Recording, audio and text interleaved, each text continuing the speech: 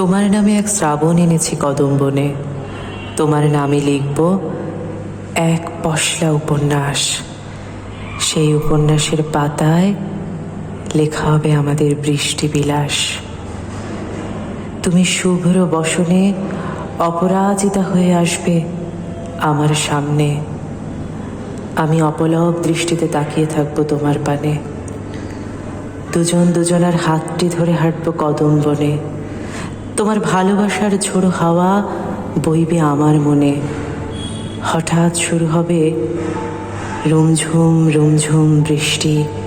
তুমি বলবে, বৃষ্টি বৃষ্টি বৃষ্টি, এ কি অপরূপ সৃষ্টি। এভাবেই শুরু হবে এক মেঘ বৃষ্টির ছন্দ।